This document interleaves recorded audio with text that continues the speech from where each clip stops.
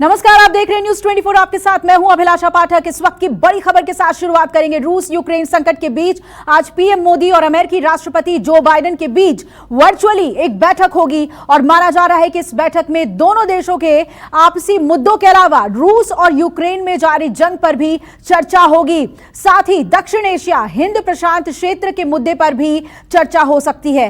वहीं 2+2 वार्ता के लिए भारतीय विदेश मंत्री एस जयशंकर और रक्षा मंत्री राजनाथ सिंह भी वॉशिंगटन में पहुंच चुके हैं।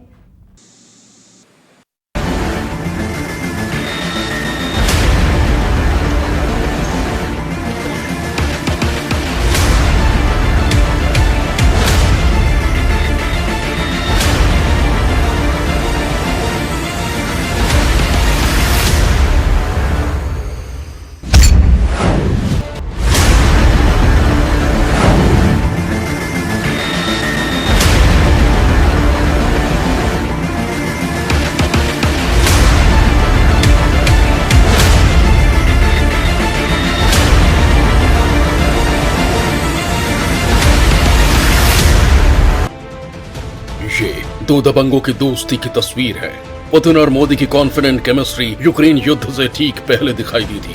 24 फरवरी 2022 को यूक्रेन युद्ध शुरू हुआ था और उससे सिर्फ कुछ दिन पहले पुतिन अचानक मोदी से मिलने मॉस्को से सीधे नई दिल्ली पहुंच गए।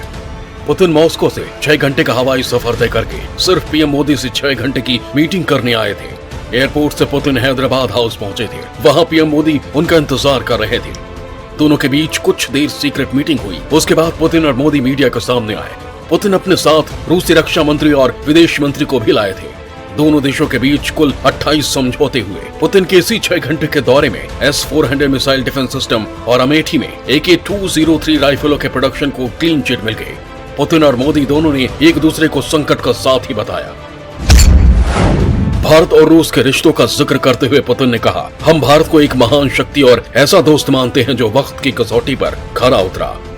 मोदी और पुतिन की ये मुलाकात 2 साल बाद हो रही थी, इसलिए ये मुलाकात खास थी। लेकिन पुतिन बहुत जल्दी में थे। उन्हें मॉस्को लौटकर बाइडेन से वर्चुअल मीटिंग करनी थी। लेकिन उस मीटिंग से पहले उनका सिर्फ 6 घंटे का भारत दौरा बता रहा था कि उनका पीएम मोदी से आमने सामने बात करना बहुत जरूरी था। अब सवाल यह है कि पुतिन के दिल पर वो कौन सा पत्थर था जिसे वो मोदी से बात करके हल्का करना चाहते थे। पुतिन कौन सा बड़ा डिसीजन लेना चाहते थे जिसे लेने से पहले उनका पीएम मोदी से मिलना जरूरी हो गया था। पुतिन जानते थे कि जब वो बड़ा डिसीजन लेंगे तो अमेरिका और पश्चिमी देश रूस को आर्थिक तौर पर तबाह करने का कोई मौका नहीं छोड़ेगा। रूस को अलग थलग करने की कोशिश की जाएगी। ऐसे में पुतिन अपने पुराने भरोसेमंद दोस्त का हाथ पक्का करना चाहते थे। पुतिन को भारत और रूस की पक्की दोस्ती पर भरोसा था और ये भरोसा कायम रहा।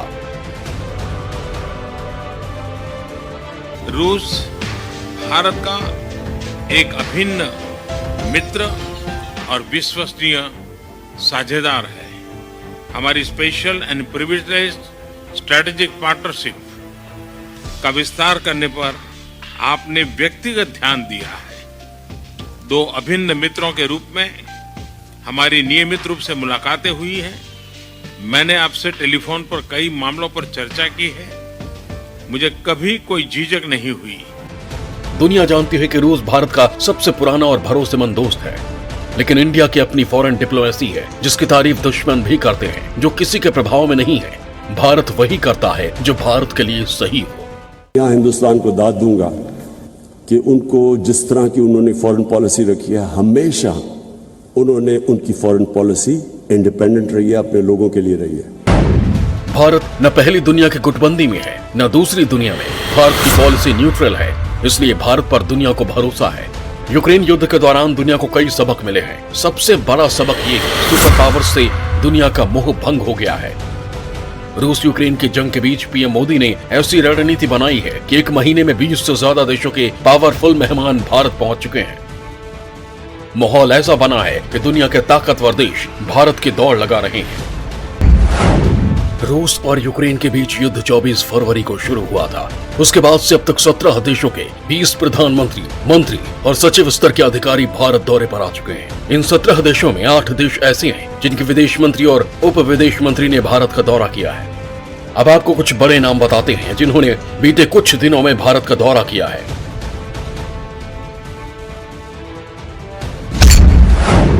15 मार्च को कनाडा के उप विदेश मंत्री मार्टा मॉर्गन भारत के दौरे पर पहुंची थी। इस दौरान उनकी मुलाकात भारत के विदेश सचिव हर्षवर्धन श्रृंगला से हुई थी।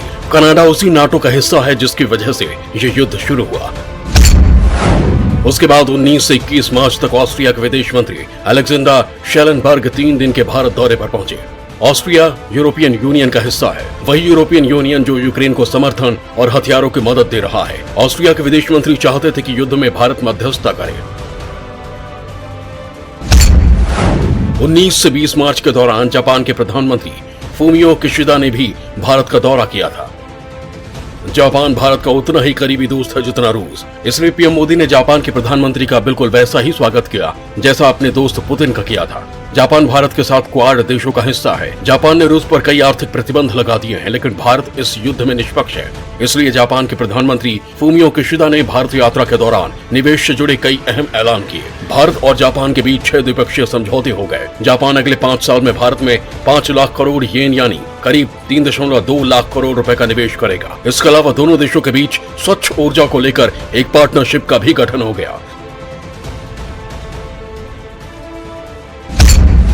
22 मार्च को ग्रीस के विदेश मंत्री निकोस डेंडियास भारत दौरे पर पहुंच गए। ग्रीस भी नाटो देशों का हिस्सा है। ग्रीस के विदेश मंत्री पहली बार भारत यात्रा पर आए थे। हैदराबाद हाउस में भारत के विदेश मंत्री डॉक्टर जयशंकर ने ग्रीस के विदेश मंत्री निकोस डेंडियास का गर्मजोशी से स्वागत किया। ग्रीस के विदेश मंत्री 2 दिन तक भारत में रहे। वेस्टर्न यूरोपियन और अमेरिकन कंट्रीज ये चाहती हैं कि भारत जिसके पुराने रिश्ते हैं रूस के साथ, वो उन रिश्तों को तोड़े, कम करे, या फिर कम से कम रशिया से भारत का जो इकोनॉमिक रिश्ता है उसको कम करें। तो वो उस प्रेशर के साथ आ रहे हैं।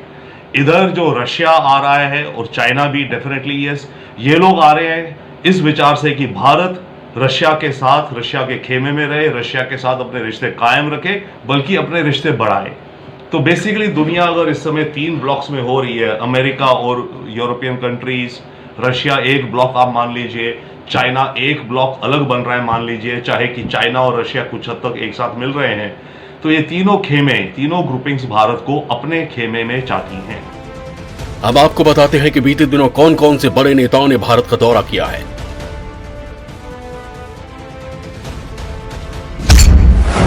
22 मार्च को ओमान के विदेश मंत्री। नमस्कार, मैं हूं मानक गुप्ता। अगर आपको हमारा ये वीडियो पसंद आया हो तो इसे लाइक और शेयर जरूर करें, और हां, हमें सब्सक्राइब और फॉलो करना ना भूलें ताकि आप देश और दुनिया की कोई खबर मिस ना करें। तो जुड़े रहिए हमारे साथ और देखते रहिए न्यूज़ 24।